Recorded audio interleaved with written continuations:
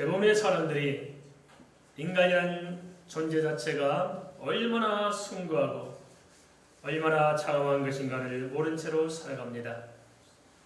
최소한 한 명의 인간으로서 나라는 사람이 어떠한 존재인지 그 존재로서 가치에 대해서만큼은 제대로 알고 살아야지 않겠나 싶습니다. 그렇다면 사람이 사람으로서 갖는 인간의 이기함과 인간의 존엄성은 그 근거를 어디에서 찾을 수 있을까요? 어떤 사람들은 생물학적인 우수성을 떠올리거나 또 어떤 사람들은 사회적 존재로서 인간의 역사와 문명 그리고 과학적인 진보에서 그 근거를 논하고자 할 것입니다. 물론 그러한 생각들도 충분히 수긍할 수는 있을 것입니다. 하지만 그것이 전부라고 말하기는 뭔가 모르게 허전합니다. 그것이 전부라고 말하기는 뭔가 본질에 접근하지 못한 것으로 엄밀히 말하자면 피상적인 개념에 불과할 뿐이게 그럴 것입니다. 그렇다면 본질적인 측면에서 인간을 창조하신 하나님께서는 인간의 존엄성에 대해서 그 근거를 뭐라고 말씀하고 있을까요?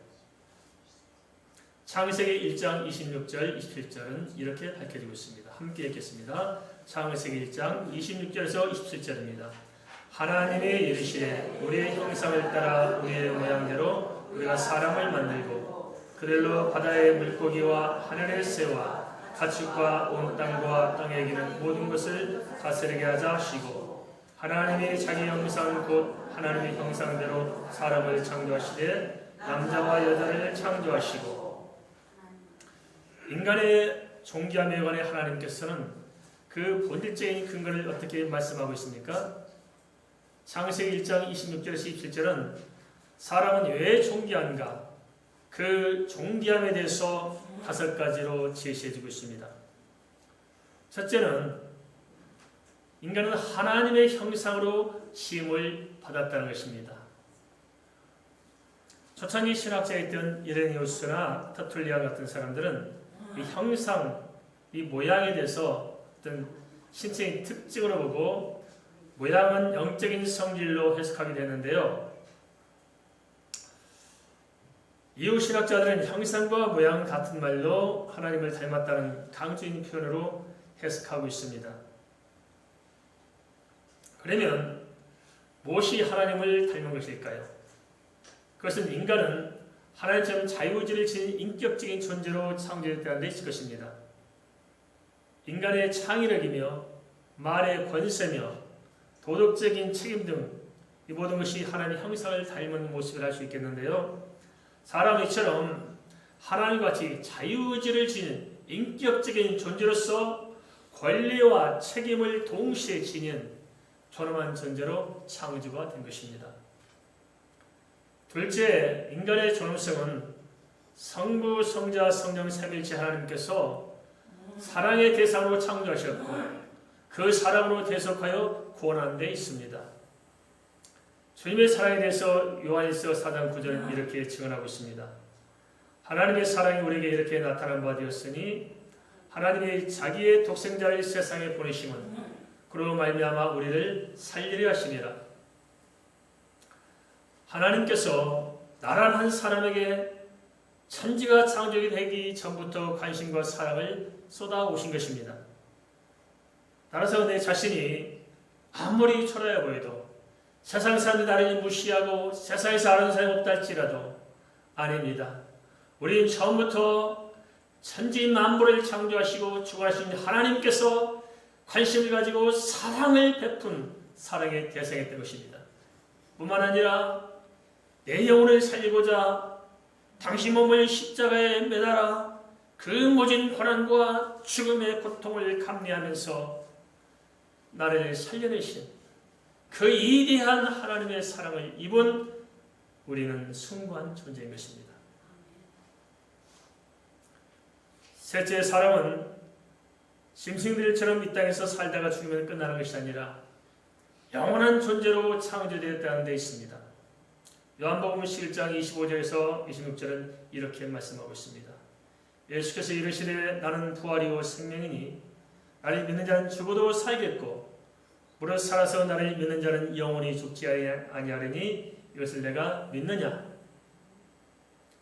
사람은 하나님께서 사람의 대상으로 창조하신 것 자체가 이미 영생을 전제하고 있습니다.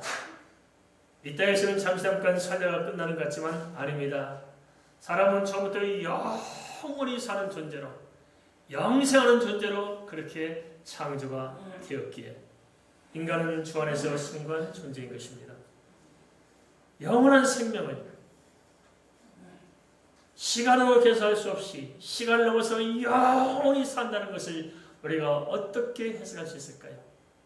하지만 인간은 그렇게 영원히 살도록 창조되었기에 인간의 가치는 그 무엇으로도 환산할 수가 없는 것입니다. 넷째는 인간의 존엄성은 하나님과 같이 영적인 존재로 창조되었다는 데 있습니다. 이러한 사실에 대해서 창세기 2장 7절은 이렇게 말씀하고 있습니다. 여호와 하나님이 흙으로 사람을 지으시고 생기를 그 코에 불어넣으시니 사람의 생명이 되니라. 사람은 생물학적인 육신이 전부가 아니라 인정하든 인정하지 못하든 사실은 육과 혼만이 아니라 영이 있어서 영과 혼과 육이 하나의 조직으로 면밀하게 일치가 되어 결합되어 있는 그런 존재입니다. 따라서 인간은 진화의 산물도 아니고 윤회의 산물도 아니고 하나님께서 철저하게 계획 가운데 창조하신 영적인 존재인 것이며 인간은 바로 그러기에 존엄한 것입니다. 영적인 이 실체가 우리 안에 있습니다. 다섯째로 인간의 이기함은 하나님께서 주시는 사명을 찾아볼 수가 있을 것입니다. 하나님께서는 사람에게 정복하고 다스리라고 하셨는데 이는 상대적인 사명과 동시에 문화적인 사명임을 의미합니다. 하나님께서는 사람을 이 세상 모든 만물의 청지기로 세우셨습니다. 하나님께서는 사람에게 바다의 물고기와 하늘의 새와 가축과 온 땅과 땅에 있는 모든 것을 다스리게 하셨습니다. 만일 사람이 아니라 호랑이나 개나 짐승에게 맡겼다면 어찌할 뻔했을까요? 그죠?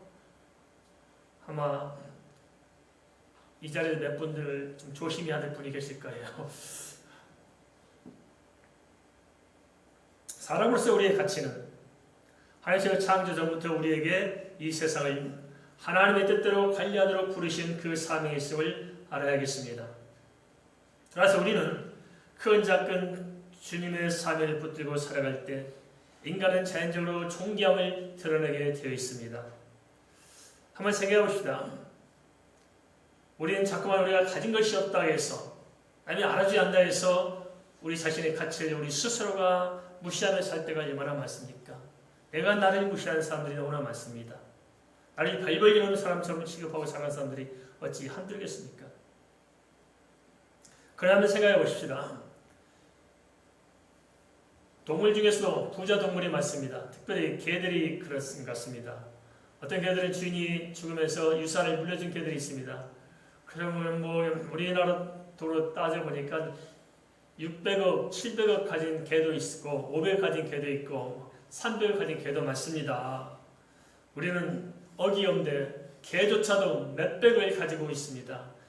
그 개를 주인으로 모시고 옷을 입히는 하인도 있고 밥 먹여 챙기는 사람도 있을 것이고 그럴 것입니다. 600억, 700억을 개가 가지고 있습니다. 그러면 어떻습니까? 한번 생각해 봅시다. 개가 돼가지고 그 돈을 갖고 사는 것이 좋을까요? 빈털터리라도 사람으로 사는 게 좋을까요?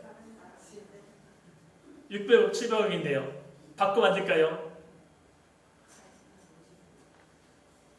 그렇습니다. 아무리 짐승들이 유산을 많이 받았을지라도 내가 아무리 한 푼도 없을지라도 절대 바꿀 사람이 한 명도 없을 것입니다. 그 이유는 뭘까요?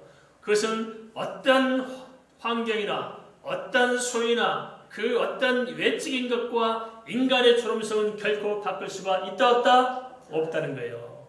그것은 내가 인간으로서 이 사회에 존재하는 것만으로 나는 이리한 존재라는 사실들을 우리 스스로가 증언한 것이 아니겠습니까? 우리는 하나님의 걸작품입니다. 공장에서 찍어낸 상품이 아니라 하나님의 최선의 예술품입니다. 각자 개색있게 만든 하나님의 이대한 작품인 것을 믿으시기 바랍니다. 그래서 우리는 예수 안에서 이대합니다. 동의하십니까? 따라서 하겠습니다. 나는 예수 안에서 걸작품이다. 나는 이대한 존재로 창조되었다. 믿습니까?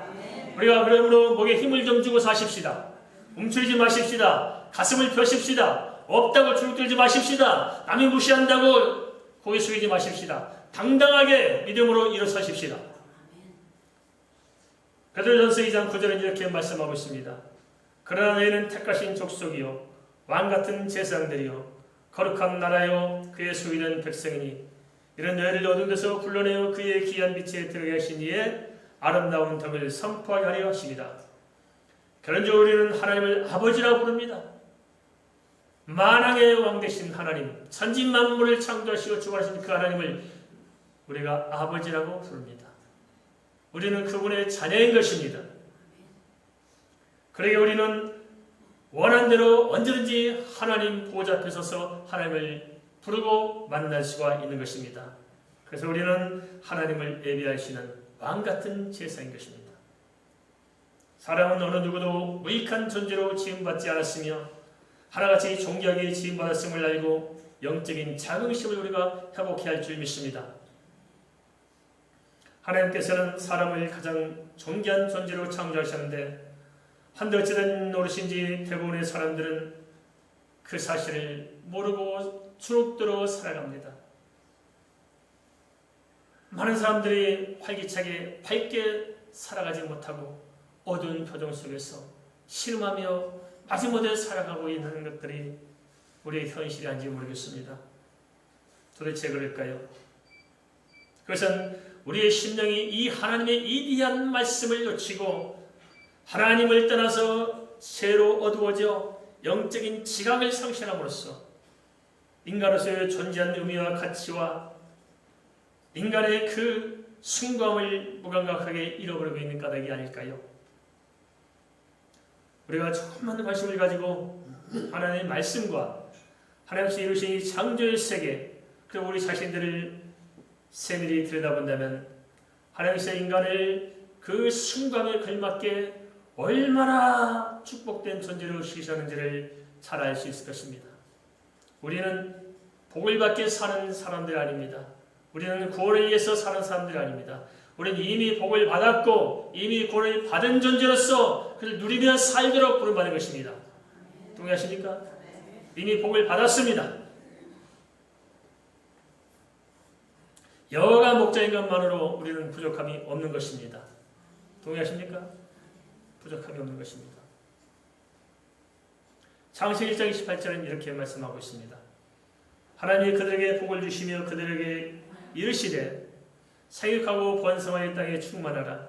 땅을 정복하라. 바다의 물고기와 하늘의 새와 땅에 움직이는 모든 생물을 다스리라 하시니라. 하나님께서 인간을 창조하시고 첫 번째 하신 일은 무엇일까요? 인간을 창조하신 첫 번째 하신 일은 무엇일까? 하나님께서 그것은 인간을 복을 주신 것입니다.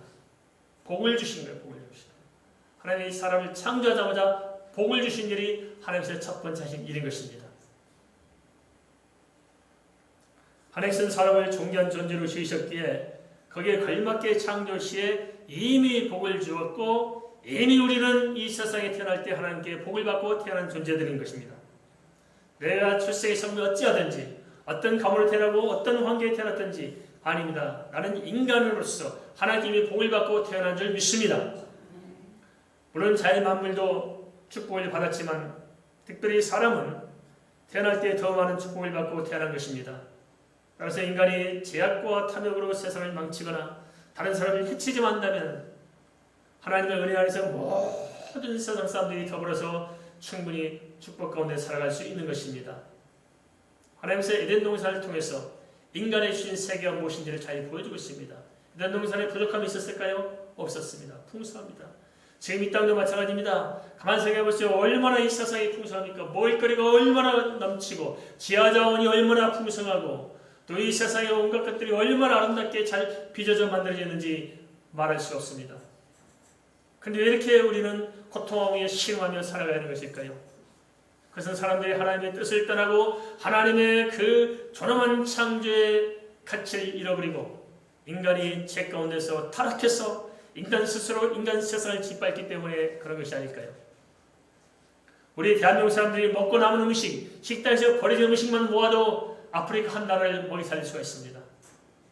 두 나라, 몇 나라만 버려진 음식만 버리지 않고 모아준다 하더라도 전 세계가 굶주린 사람을 다 구제할 수 있습니다.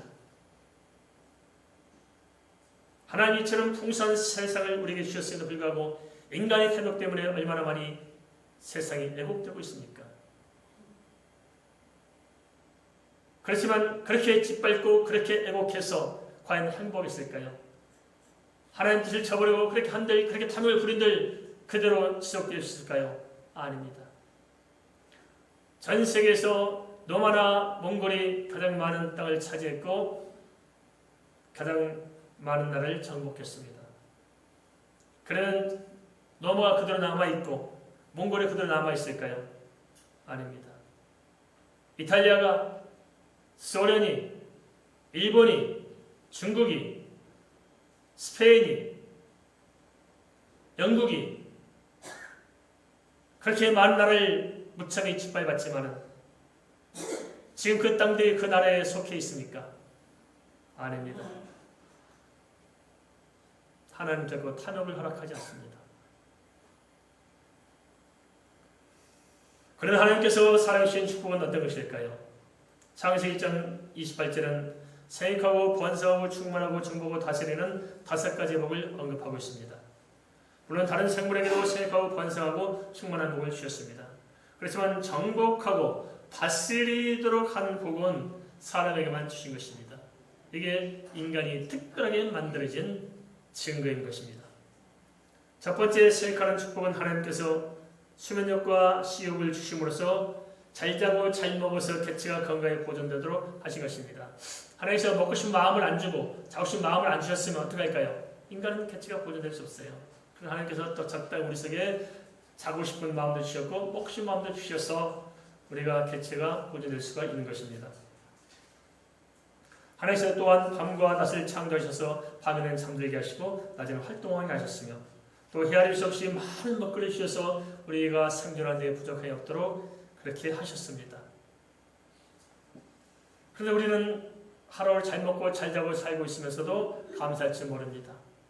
우리가 정말 얼마나 복된 삶을 살고 있는지 전혀 모릅니다. 특별히 대한민국 사람들은 3가지를 모른다고 합니다. 첫째는 뭐냐면 이 대한민국이 얼마나 아름다운가를 모른다는 거예요. 전 세계를 다녀봐도 대한민국처럼 아름다운 곳이 없습니다.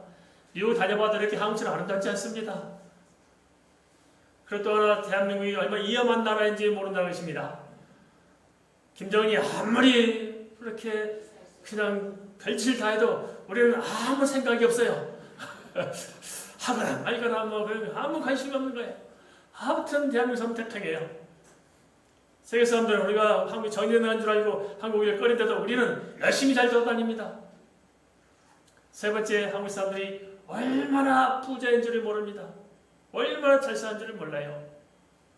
그러지 않습니까? 얼마나 잘 사는 줄 몰라요. 돈 없다고요? 아니에요. 아무리 한국 사람들 가난해도 새끼 밥 굶고 사는 사람이 없어요. 그죠? 다 밥 먹고 자잖아요. 정말 난 모르겠다 하시는 분들은 방법이 있습니다. 더도 말고 덜도 말고 딱 일주일간만 금식해 보시기 바랍니다. 딱 일주일간만 금식하면은 진짜 내가 얼마나 행복한 사람인가 압니다. 저도 우리 교회 다니던 우리 강경현 목사님 동생 성환이라는 소리하고 같이 21일 금식기도 했거든요. 네. 하여튼 제가 그러느라고 소갈물에 다 빠졌습니다. 제가 20일 금식기도하고 깨달은 게 있습니다. 세상에 참 맛있는 음식이 무엇인지 깨달았습니다. 세상에 가장 맛있는 게 무엇일까요? 가장 맛있는 게 있었어요. 뭔지 아십니까? 처음에 이제 금식 끝나고 나니까 밥도 못 먹잖아요. 미음을 끓였는데 그 미음 하나 딱 떠서 반 스푼이 탁 되는 순간 야 세상이 환상적이네요. 근데 거기다가 더 환상적이 있어요. 뭐냐면 간장 한 방울 딱 떠뜨려 먹는데요. 나 간장이 그렇게 맛있는 줄 몰랐습니다.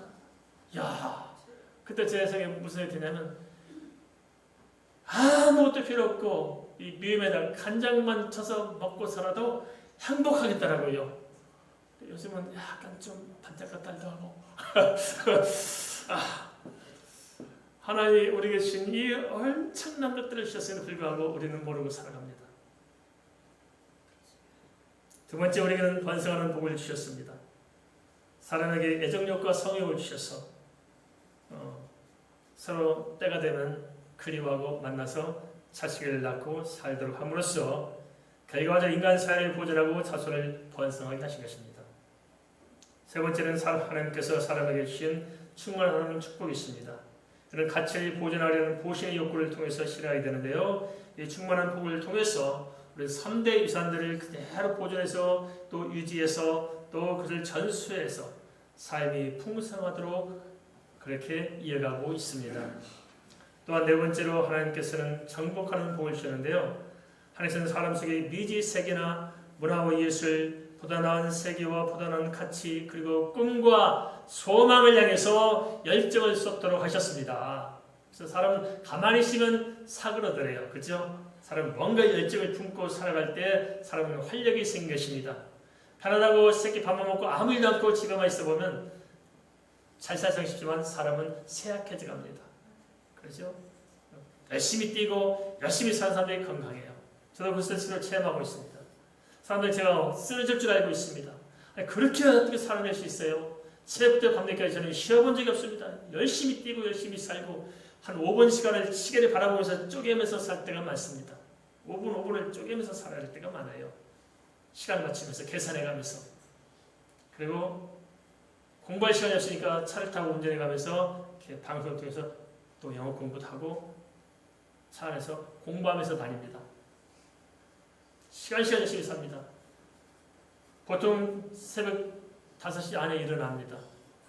오늘도 열심히 살았습니다. 일어나서 기도도 하고 생각도 하고 정리하고 바로 산에 가서 또 1시간 동안 또 운동하고 오고 그리고 시간 맞춰 다시 와서 오늘 설교 준비한 거 다시 한번 검토해보고 또 집사람에 가서 엘리베이터 누르고 빨리 와야 빨리 할 때까지 기다렸다가 손석재 타고 가지고 손석같이 이렇게 또 1부 예배 인도하고 마치자마자 또 다시 한번 또 제 할 일 또 점검하고 또 2부에 서고 또 끝나면 또 다음 또 준비하고 또 그럴 것입니다. 하루하루 이렇게 살아갑니다. 밥 먹으면서 공부하고 컴퓨터 치고 또 전화하면서 또 신문 검토, 뉴스 검토하고 아주 한꺼번에 사람이 동시에 할 수 있는 게 참 많더라고요. 화장실에서 음악 들으면서 기도하면서 또 잔소리하면서 동시에 할 수 있는 게 많아요. 바쁘게 살다 보면. 그러면 내 몸이 쪼그라들어서 과로로 쓰러지기 쉽지만 참말로 말씀입니다. 이렇게 사니까 힘이 넘치고 넘쳐서 아주 건강합니다. 할렐루야!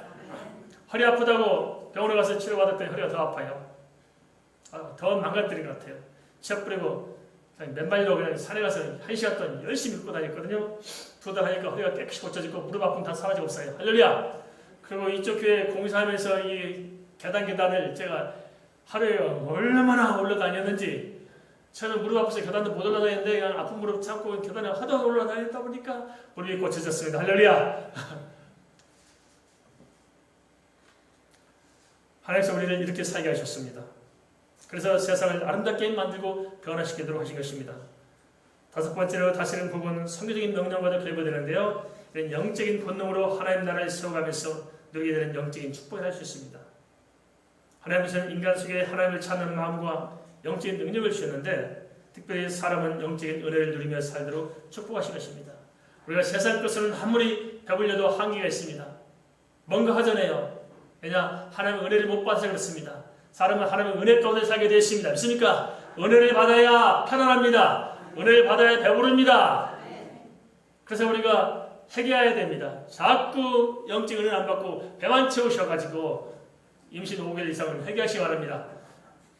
영적 은혜로 배불러야 되는데 영적인 것을 분별 못해가지고 자꾸 몸을 그냥 자꾸 채워서 배불러야 하기 때문에 우리가 영적으로 가입한 거니까요. 영적인 은혜를 체험받아야 됩니다. 할렐루야!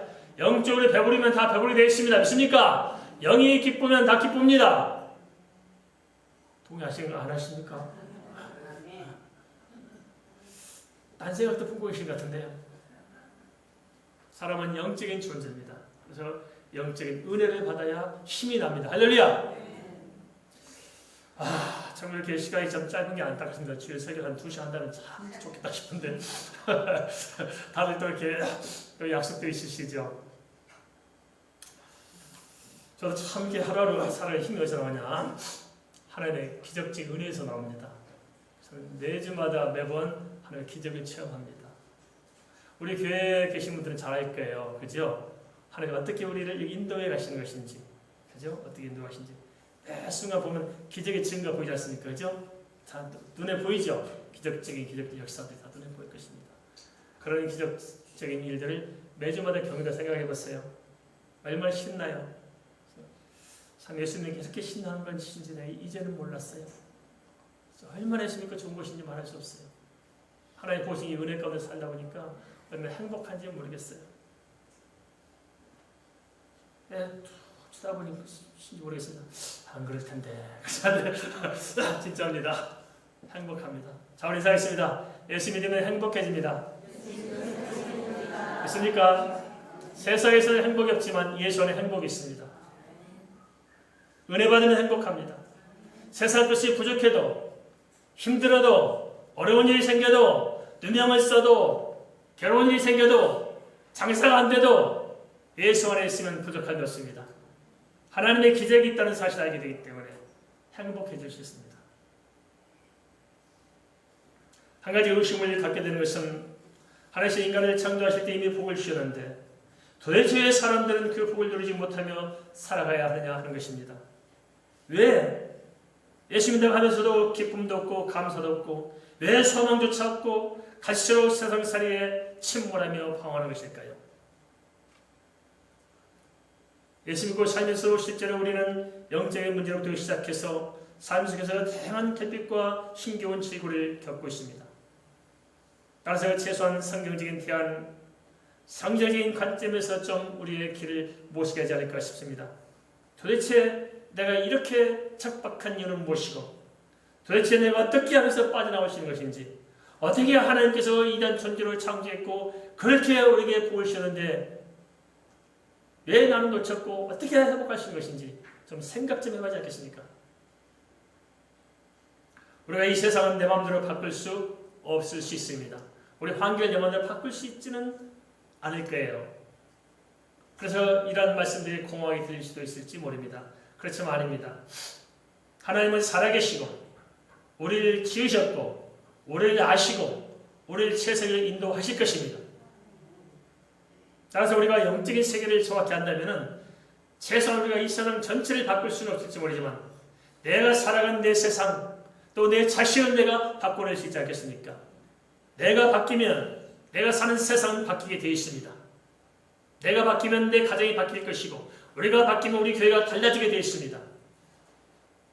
야곱이라는 사람이 야곱 강나루에서 야곱이 이스라엘로 바뀌자 그의 모든 삶의 저항은 바뀌게 되지 않습니까? 사람들은 환경을 바꿔서 내 자신을 바꾸고자 합니다. 아닙니다. 성경은 반대로 말합니다. 내가 바뀌면 내 환경이 달라지게 되어 있습니다. 믿습니까? 이게 영적인 법칙입니다. 그럼 우리가 이 문제를 깊게 생각하고 나의 변화를 모색할 때 내가 내 자신의 변화와 내 삶의 변화와 모든 것을 바꿔낼 수가 있을 것입니다. 첫째, 그럼 우리의 문제는 무엇일까요? 왜 사람들이 하나님이 창조한 이 복된 세상에서 실험하며 고통하며 살아가는 것일까요? 물론 많은 원인이 있을 수 있겠습니다. 그렇지만 다른 사람도 원인이나 또 외부의 원인이 아니라 내 자신에서 먼저 좀 찾아봤으면 좋겠습니다. 그래서 먼저 첫째, 내가 하나님과의 관계가 깨어져 있기 때문에 그렇습니다. 하나님을 떠나 있다는 것입니다. 하나님과 관계가 파괴됐다는 것, 떠나 있다는 것은 불신앙을 의미합니다. 아담과 하와가 불신앙을 갖게 되었을 때 에덴 동산에서 추방당하게 되었습니다. 인생도 마찬가지입니다.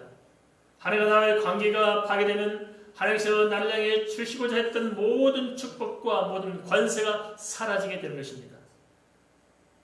그로 인해 사람들은 아담 이후에 전소가 된 재성과 재치에 굴레해서 허덕일 수밖에 없는 것입니다. 그럼 어찌해야 될까요? 거기서 빠져나오는 길이 무엇일까요? 그것은 먼저 예수 그리스도를 믿고 진실로 거듭나야 되는 것입니다. 믿는다는 생각이 아니라 진짜 믿어야 됩니다. 착각하지 마십시오. 교회 다닌다고 믿는 게 아닙니다. 신앙이 연주가 깊다고 믿는 게 아닙니다. 진짜 믿는 사람은 내 속에 예수의 생명이 있는 사람인 것입니다. 내 안에 예수의 피가 흐르는 사람입니다. 예수한 이름 때문에 감격하고 감동하고 예수한 이름만 가르치고도 내가 기뻐하고 즐거워할 수 있는 그런 사람이 진짜 예수의 사람 아닐까요? 나는 십자가에 죽어지고 예수 그리스도 안에서 믿음으로 사는 사람, 진짜 예수 바라고 사는 사람, 그 사람이 믿는 사람인 것입니다. 우리는 안 믿어요. 다 믿음같이 보일지 모르지만 믿음 없이 살아갑니다. 예수 그리스도를 우리가 온전히 믿을 때 하나님의 생명이 내 안에 들어옵니다. 예수 그리스도를 온전히 믿을 때 하나님의 권세와 능력이 내 안에 들어옵니다. 그것이 바로 요한복음 1장 12절 믿는 자들에게는 하나님의 자녀가 되는 권세를 주시겠다고 분명히 약속했습니다. 그래서 하나님의 자녀가 내 안에 있기 때문에 모든 사단의 세력이 내가 명하는 명령으로 떠나가게 되어 있습니다. 모든 저주가 나의 기도로 물러가게 되어 있습니다. 나의 선포로 내 인생이 바뀌게 되어 있습니다. 우리는 하나님의 권세로 살아가는 것입니다. 흑암의 권세가 예수의 권세를 이기지 못하게 되는 것입니다. 하나님의 형상과 그 축복이 우리가 믿을 때 회복되기 시작합니다. 그래서 진짜 믿는가 하는 것을 우리가 점검할 필요가 있습니다. 둘째는 하나님과의 관계가 온전하지 못해서 불순종함으로 우리가 무기력해 질 수 있습니다. 사람이 죄를 지면 양심의 가책에 짓눌려 살게 되어 있습니다. 그리고 자신감을 상실합니다. 뭔가 열등감, 우울증에 빠지게 되어 있습니다. 자기 능력을 발휘하지 못하게 되어 있습니다. 지혜가 사라지게 되어 있습니다. 그래서 우리는 하나님과의 관계에 있어서 이런 문제를 하나하나 살피면서 해결해 나가야 합니다.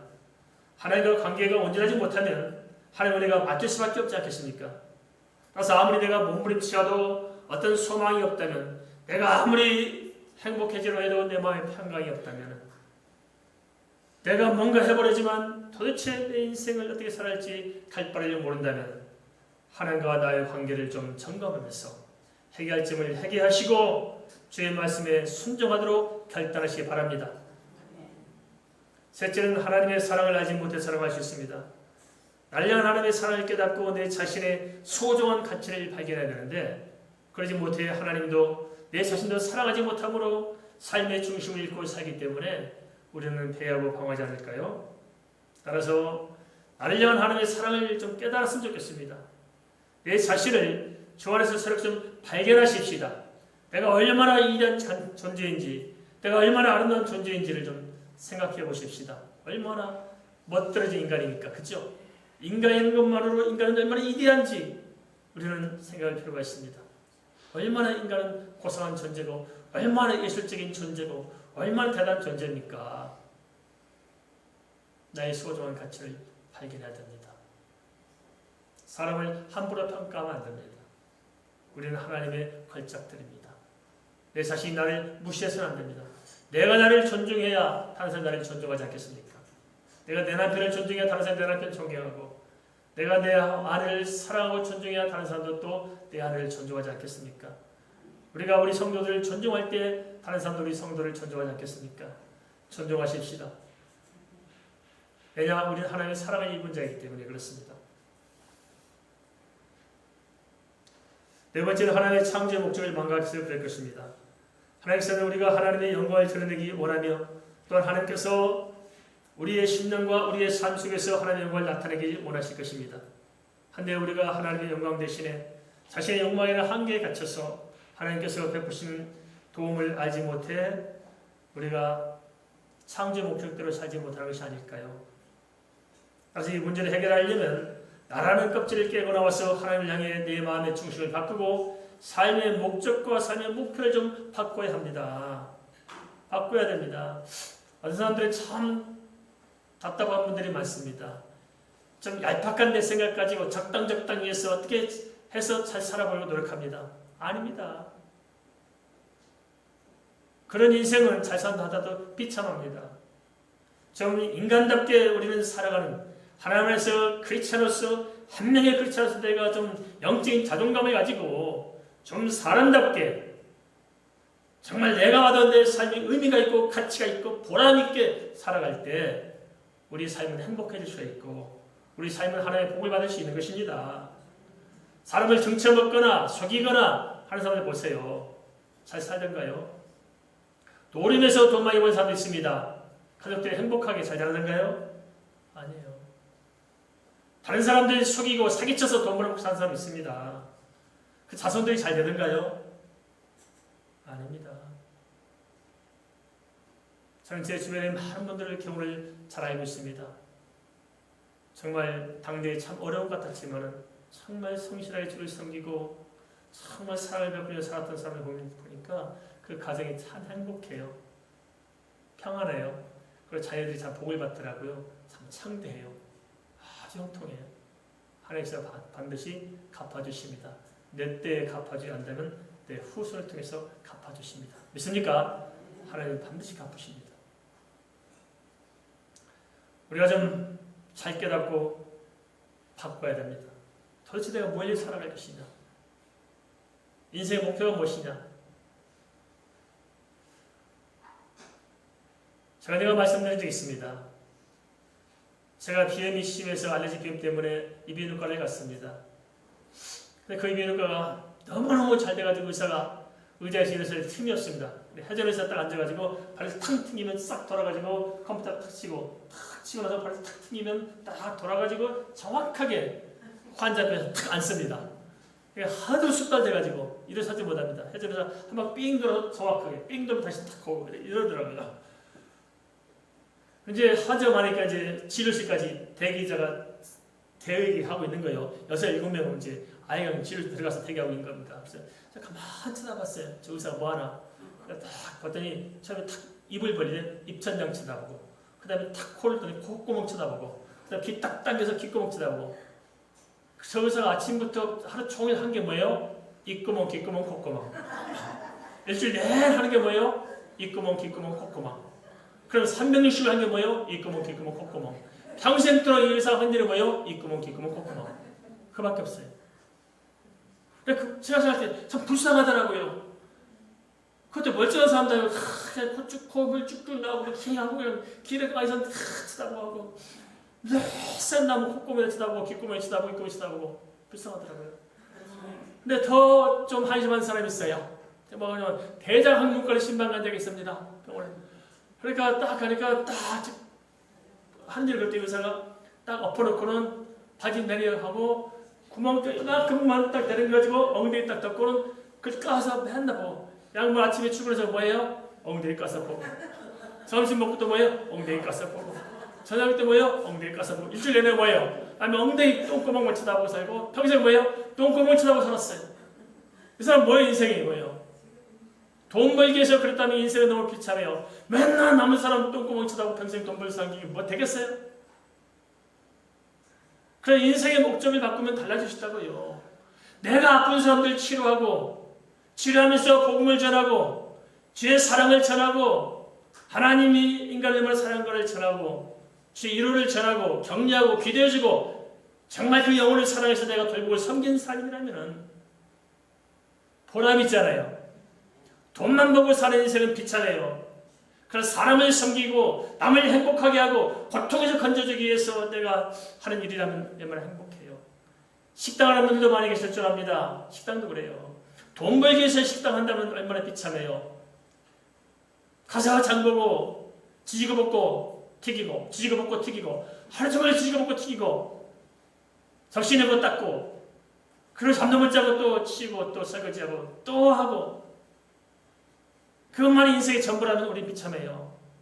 그렇지만 누군가가 배고픈 사람을 위해서 누군가 좀 식사가 필요한 사람을 위해서 내가 좋은 식사를 대접하기 위해서 따뜻하게 더 좋은 음식을 대접하기 위해서 내가 그들을 섬기는 삶을 산다면 우리는 행복해질 수 있어요.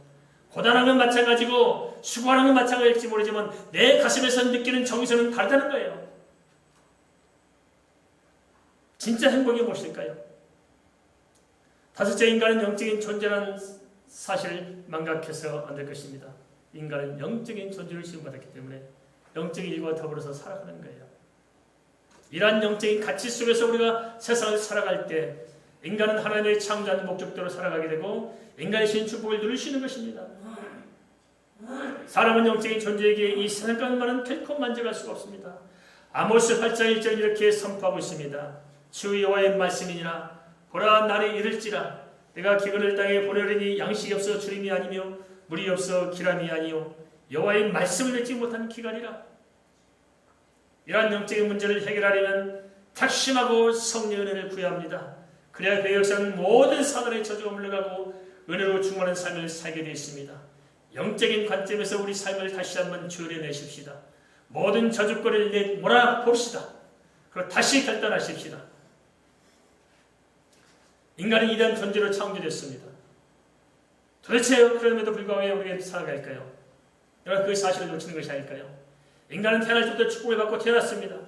그런데 왜 방황하며 살아갈까요? 우리가 하나님의 축복의 원리를 놓쳐서 그런 것이 아니겠습니까?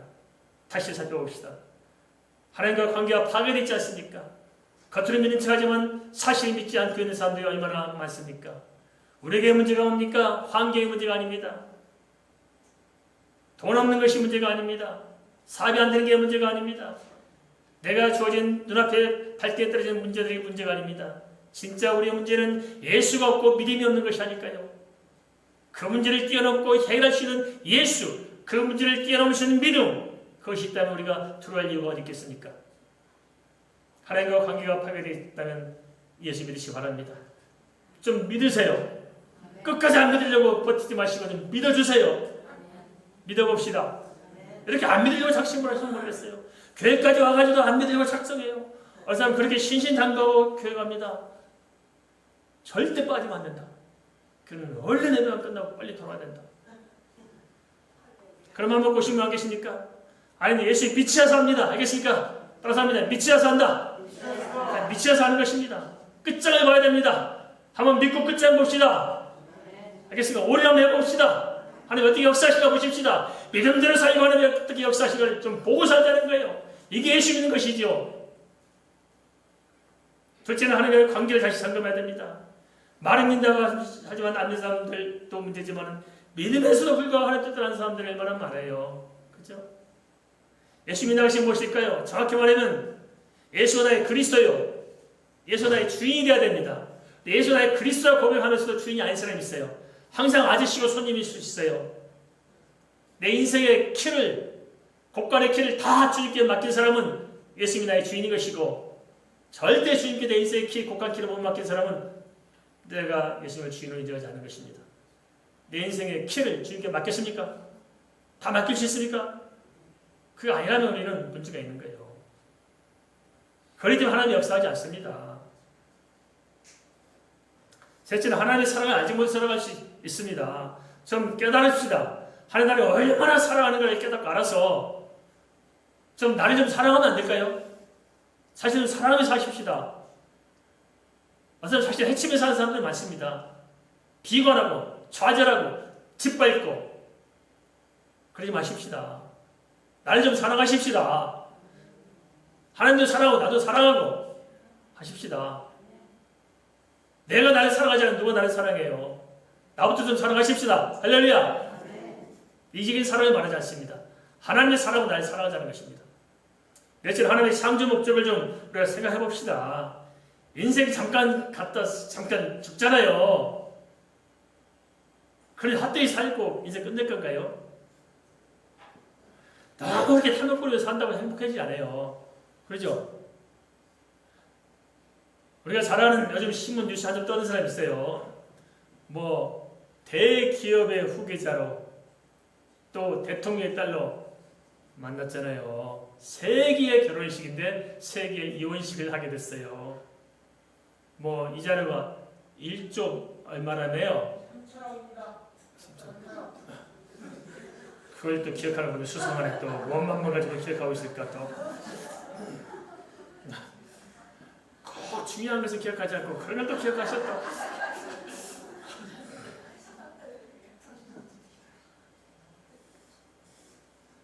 그 많은 재산을 가지고 행복했어요?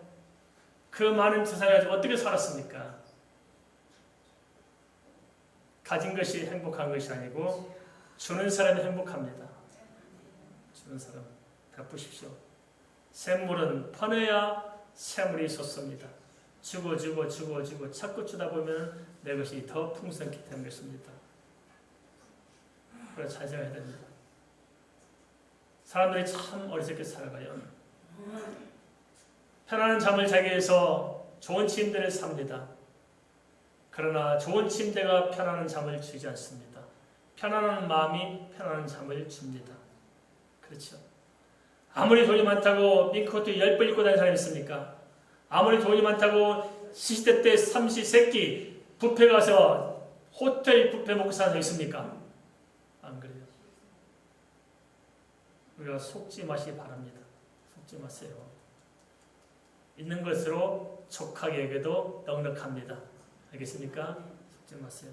그럼 뭘 가지고 우리 인생을 살 것이냐? 그것은 하나님이 내게 주신 소명, 나의 창조의 목적, 내가 하나님 위해서 일하시는 이단 비전, 하나님을 기쁘게 하고 사람을 기쁘게 하시는 것이 무엇인가?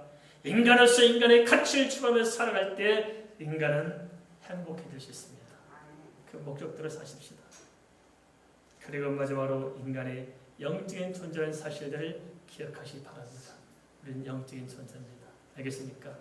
영혼을 소중히 생각하고 영적인 일에 집중하며 살아갈 때 하나님께서 모든 범사를 평강케 하시고 때를 따라 일마다 때마다 돕는 을 더해줄 줄 믿습니다. 우리 마지막 상을 함께 기도하겠습니다.